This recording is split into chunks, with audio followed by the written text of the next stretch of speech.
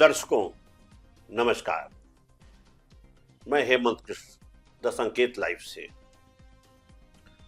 हमारे साथ डिबेट पर बैठे हैं डॉक्टर ओपी मिश्रा जी। नमस्कार।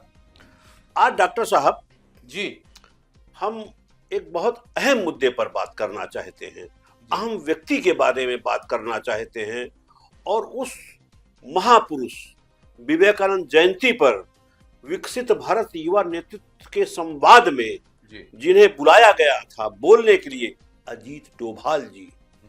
अजीत डोभाल जी राष्ट्रीय सुरक्षा सलाहकार हैं और विकसित भारत युवा नेतृत्व संवाद में जो उन्होंने प्रवचन बांटे, हमें यह नहीं समझ में आया कि देश के युवाओं को देश की समृद्धशाली गौरव गाथा को बता रहे थे या उन युवाओं में आग पैदा कर रहे थे। तो क्या हमारे देश को जो युवा हैं, नवयुवक हैं, उनमें दो फाड़ करना चाहते हैं, देश को अलग ढंग से चलाना चाहते हैं? प्रतिशोध की बात उन्होंने कही है और कहा है कि हमारे मंदिर तोड़े गए, हमारी संस्कृति नष्ट की गई, हमारी विरासत खत्म किया गया। हम आपको उनका ये वीडियो सुना रहे हैं जो उन्होंने अपने वक्तव्य में, अपने भाषण में कहा है। इसे पहले सुन लीजिए। हमारी एक बड़ी विकसित सभ्यता थी। हमने किसी के मंदिर नहीं तोड़े, हमने कहीं जाकर लूटा नहीं, हमने किसी बाहर के लोगों के ऊपर आक्रमण नहीं किया, जबकि सारी दुनिया बहुत पिछड़ी थी। परंतु क्योंकि हम अपनी सुरक्षा और हम अपने आप को समझ नहीं पाए कि हम को क्या खतरे हैं, हम उनके प्रति उदासीन रहे, तो हमें इतिहास ने एक सबक सिखाया। क्या हमने वह सबक सीखा? क्या उस सबक को हम याद रखेंगे? अगर आने वाली पीढ़ियां उस सबक को भूल जाएंगी तो ये इस देश का सबसे बड़ा ट्रेजेडी होगी। तो डॉक्टर साहब, मेरा ये सवाल है कि आपने ये वीडियो सुना जी और ये देखा, तो जो उन्होंने कहा कि हमारे मंदिर को लूटा गया, हमारे मंदिर को तोड़ा गया, उसका प्रतिशोध हमें लेना होगा। तो ये प्रतिशोध किससे लेने के लिए कह रहे हैं? ये भूतकाल की बात को वर्तमान में क्यों कहना चाहते हैं? किस परिप्रेक्ष्य में करना चाहते हैं? क्या इस देश में ये दंगा कराना चाहते हैं? गृह युद्ध कराना चाहते हैं? अरे भाई, इस देश के राष्ट्रीय सुरक्षा सलाहकार हैं। वो केवल हिंदुओं के सलाहकार नहीं हैं, वो केवल मुसलमानों के सलाहकार नहीं हैं, वो देश के राष्ट्रीय सुरक्षा के सलाहकार हैं। तो अगर इस ढंग की भाषा बोलेंगे, इस ढंग का वक्तव्य युवाओं को देंगे, तो हमारा देश किधर जा रहा है? जो वर्तमान परिस्थिति है, जो भविष्य में परिस्थिति होगी, उस पर बात करनी चाहिए। ये तो भूतकाल की बात करते हैं। तो हम किधर जा रहे हैं? हमारे सलाहकार जी किधर जा रहे हैं? क्या कहना चाहते हैं? इस पर जरा आप परिप्रेक्ष्य हमको बताइए, जी दर्शकों को बताइए। मैं इस बात को आगे बढ़ाऊंगा, आपके प्रश्न का उत्तर दूं उससे पहले मैं एक बात कहता हूं। अंग्रेजी में एक कहावत है, चैरिटी बिगिन फ्रॉम होम। जी, दीपक पहले घर में जलता है। ठीक, तो डोभाल जी ने जब ये आह्वान किया है युवाओं में, तो उनके लड़के भी तो युवा होंगे। एकदम होंगे। वो कि बात नहीं सही होंगे? कह रहे हैं आप।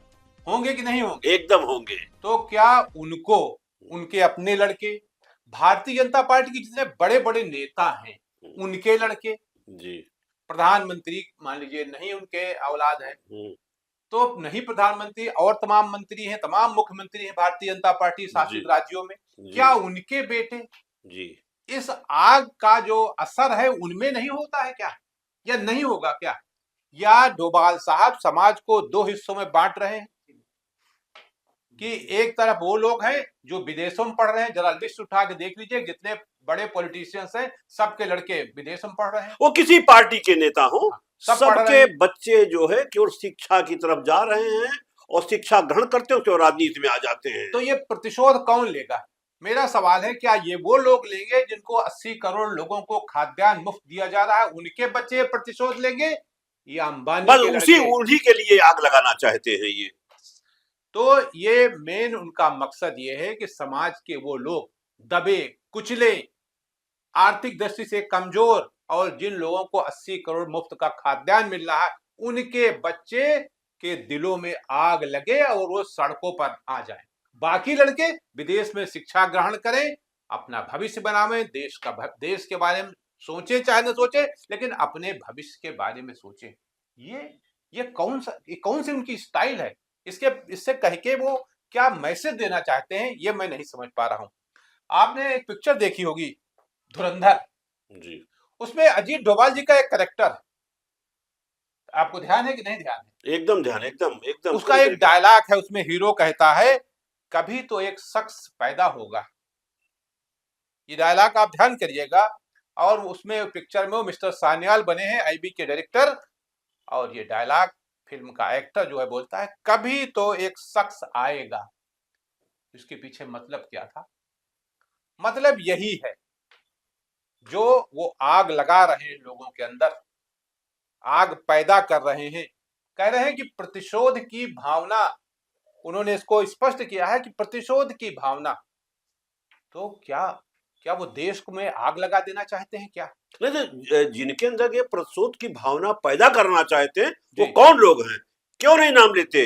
जाति के लेके बात करें, धर्म को लेके बात करें, इशारों में को कहते हैं कि युवाओं में आग होनी चाहिए, सीने में आग होनी चाहिए। क्या इसको ईरान बना देना चाहते हैं ये? मेरा भी इसमें ये सवाल है, मैं पाठकों से ये सवाल रखता हूं कि क्या प्रतिशोध लेना किसी समस्या का समाधान है क्या? आप ही बता सकते हैं। नहीं, ये टेबल पे बैठ के बात हो सकती है, बिल्कुल। लेकिन ये आग नहीं ले सकती और देश को। वो समस्या जो हजारों साल पुरानी है, उन गड़े मुर्दों को खोदकर आप समाज को कौन सी दिशा देना चाहते हैं, जरा ये बता दीजिए। आप जिन युवकों को संबोधित कर रहे थे दिल्ली में स्वामी विवेकानंद जी के कार्यक्रम में, उनकी जन्मशती पर या जन्मदिन के अवसर पर, तो उन लोगों को, जिसमें 3000 की भीड़ यूथ की थी, उनको आपने कौन सा मैसेज दिया समाज के लिए? ये धर्मांध हो गए हैं, ये अफसरशाही नहीं इनके अंदर रह गई है, ये देश के सलाहकार नहीं रह गए हैं। मैं बात करना चाहता हूं, विवेकानंद की जयंती पे बोल रहे थे जी। विवेकानंद का व्यक्तित्व पूरे विश्व में कुछ उनके बारे में बताया जा सकता है। हमारी हैसियत है कि हम उनके बारे में कुछ कह सकें, और आप उनकी जयंती पर इस देश के युवाओं को दो हिस्सों में बांट देना चाहते हैं, दोनों लोगों को धर्मांध बना देना चाहते हैं, मंदिर मस्जिद की बात करना चाहते हैं, और इशारों में आपने कहा कि जिनके मंदिर ढहाए गए, उन्होंने किसी के मंदिर नहीं ढहाए हैं, डोभाल जी की युवाओं ने। लेकिन अगर उनका मंदिर ढहाया गया है तो उनसे बदला लिया जाना चाहिए, प्रतिशोध लिया जाना चाहिए। तो क्या इस देश को या ईरान बनाना चाहते हैं? डोभाल साहब, देश की सुरक्षा की जिम्मेदारी सौंपी गई उनको, जी है कि नहीं है? जी। और आप यानी डोभाल साहब बदला लेने की बात कर रहे हैं। अरे बदला लेना तो आप लीजिए ना, अपने पॉलिटिकल स्तर पर, सेना के स्तर पर, इस पर लीजिए ना। नहीं, बदला लेना तो चाइना से लीजिए, बदला लेना है तो पाकिस्तान से लीजिए, बांग्लादेश से लीजिए, वहां फेल है। जैसे कि वो राष्ट्रीय सुरक्षा सलाहकार हैं, उनको पाकिस्तान पे बोलना चाहिए, उन्हें बांग्लादेश पे बोलना चाहिए, उन्हें चाइना पे बोलना चाहिए। वो हमें कमजोर कर रहे हैं, हमारे देश को कमजोर कर रहे हैं। तो साहब, आप उनसे नहीं लड़ने जाएंगे, उस पर आप युवाओं को नहीं बताएंगे कि आपके अंदर जज्बा होना चाहिए, जोश होना चाहिए कि पाकिस्तान से बदला लो, पाकिस्तान को खदेड़ो, बांग्लादेश को खदेड़ो, या चीन को उसकी औकात बताओ। वो हमारे देश के युवाओं को अपने ही भाई को खत्म करने की बात, उनसे प्रस्तुत लेने की बात कर रहे हैं। भाई अगर कोई राजनीतिक व्यक्ति इस तरह का भाषण दे तो समझ में आता ये है, समझ में आता है। लेकिन एक अधिकारी, वो भी एक अधिकारी और देश का राष्ट्रीय सुरक्षा सलाहकार हो, वो इस तरह के भाषण दे रहा, पॉलिटिकल भाषण दे रहा है, ये तो बात समझ के परे है। नहीं, ये तो निंदा करता हूं, मैं खुलेआम निंदा करता हूं। दूसरा उन्होंने कहा ये युवकों को युवकों से लड़ा रहे हैं, देश के अंदर बगावत पैदा कर रहे हैं। दूसरा वो किससे बदला लेना चाहते हैं, किस किस से बदला लेंगे, ये नहीं बताएंगे वो, लेकिन बदला लेना चाहिए, किससे लेंगे ये नहीं बता रहे हैं। और अगर बदला लेना है तो फिर तैयार करिए ना अपने सबके लोगों की। सबसे सत्ता प्रतिष्ठान में आप लोग हैं, बड़े बड़े अधिकारी आप हैं, पहले आपके बच्चे आवे ना आगे सामने, हम पीछे चले तैयार, हमारे लड़के सब पीछे चलेंगे, लेकिन आप नेतृत्व करिए। नहीं, उनका बच्चा तो विदेश से पढ़ेगा, वो सरकारी नौकरी करेगा। जरा उनके बच्चों को, डोभाल साहब के बच्चों को दिखाइए प्लीज, वो विदेश में बिजनेस कर रहे हैं, पाकिस्तान के साथ भी उनके बिजनेस होते हैं, ये देखिए उनके। तो ये हालत है समाज को। तो अब आप सोच लीजिए कि उनके बच्चे पाकिस्तान के साथ बिजनेस करेंगे, विदेश में बिजनेस करेंगे, और जो हमारे यहाँ 5 किलो अनाज पर आधारित हैं वो इस जंग में कूद जाएं और उनके बच्चे सुरक्षित रहें। हम तो ये कह रहे हैं कि ये तो इस तरीके से भाषण दे रहे थे कि देश के ये एक अधिकारी नहीं, सर्वोच्च अधिकारी नहीं, ये तो भारतीय जनता पार्टी के संघ के कार्यकर्ता हैं, नेता हैं, ये तो नेता करके बोल रहे थे। दूसरा मैं एक चीज नहीं समझ पाया कि इसमें प्रधानमंत्री जी को बुलाया जा सकता था, गृह मंत्री जी को बुलाया जा सकता हाँ, था, वो बोलते, वो उनको बोलने का अधिकार था, वो बोल लेते। आखिर डोभाल साहब को वहां बुलाया गया, क्यों बुलाया गया, और उनका ये भाषण जो है, जो जिसने भी तैयार किया हुआ, किस तरह का भाषण देना चाहते, नहीं भी तैयार किया हुआ तो उनकी अपनी सोच कितनी घटिया किस्म की है। उन्होंने कहा कि 2014 के बाद दुनिया बदल चुकी है, तो उनको युवाओं को बताना चाहिए कि हमारे देश के ऊपर कर्जा कितना है। नहीं, हम ये कहना चाहते डॉक्टर साहब, जो काम अभी तक भारतीय जनता पार्टी करती थी, प्रधानमंत्री करते थे, गृह मंत्री करते थे, अब वो काम ये अधिकारियों से करा रहे हैं। यानी ये बयानबाजी ये देश के अधिकारियों से कर रहे हैं। और आप घुसिए अंदर, उत्तर प्रदेश में जाइए, यहाँ के भी अधिकारी जो हैं वही काम कर रहे हैं, जैसे लगता है कि वो भारतीय जनता पार्टी के कार्यकर्ता हों। पूरे देश में देख लीजिए। हम तो जो इसका जो भी हम निचोड़ निकाल पा रहे हैं, उसका नतीजा सिर्फ इतना है, उसका लबो-लुआब सिर्फ इतना है कि जो साधन संपन्न लोग हैं उनके लड़के स्कूल में पढ़ें, बाकी जिनको 80 करोड़ लोगों को खाद्यान्न दिया जा रहा है उनके बच्चे, गरीबों के बच्चे, दलितों के बच्चे, पिछड़ों के बच्चे, मुस्लिमों के बच्चे, ये सब आग बनकर बदला ले। तो ये उनकी रणनीति और नीति दोनों है।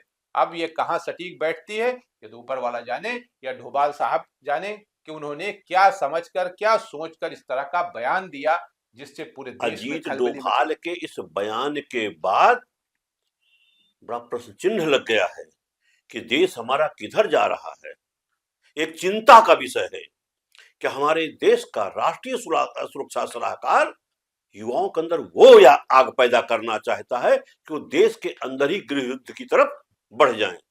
ऐसी कोई उन्होंने वक्तव्य नहीं दिया वहां पर जिससे ये लगे कि वो बच्चों में रोजगार की बात कर रहे हो, रोजगार के प्रति आग उगलने की बात कर रहे हो, विकास पैदा करें इसका आग पैदा कर रहे हो।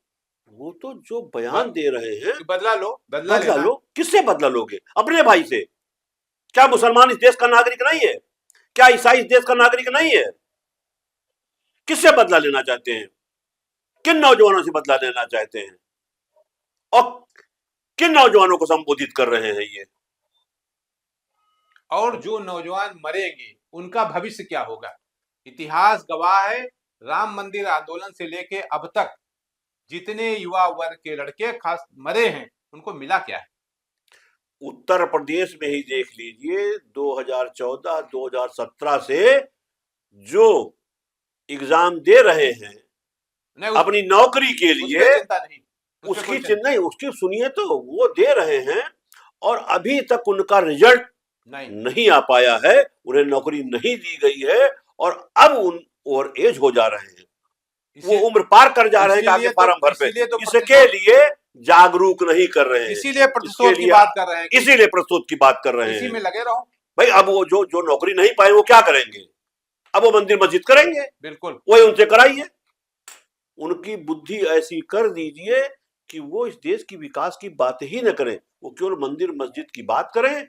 और जब कोई नेता आवे तो ये सारी भीड़ जिनको नौकरी नहीं मिली है इनकी जय जयकार करे और देश को अस्थिर करे। किसी भी एक नेता के लड़के का नाम आप क्या बता सकते हैं? कोई नहीं जो फ्रंट पे आया हो, कोई नहीं आया है। यानी आए हैं लेकिन राजनीति में आए हैं, राजनीति नेता बन गए हैं, मंत्री बन गए हैं, सांसद बन गए हैं, संघ के पदाधिकारी बन गए हैं, प्रतिशोध लेने नहीं आए। प्रतिशोध लेने कोई नहीं आया। प्रतिशोध के लिए तो जैसे सेना होती है ना जी, वो है। अधिकारी तो उनके, नेता तो उनके लड़के होंगे। हमारे आपके लड़के, हमारे आपके बच्चों के लिए चाहते हैं कि प्रतिशोध ले, प्रतिशोध की आग में जले और अपने ही देश के नवयुवकों से युद्ध करें, बदला लें। ये कह के गए हैं डोभाल जी। तो आज के लिए बस इतना ही। दर्शकों नमस्कार। आपको सोचना होगा और हमारे इस वीडियो को देखिए, लाइक करिए और अपने कमेंट बॉक्स में दीजिए। नमस्कार।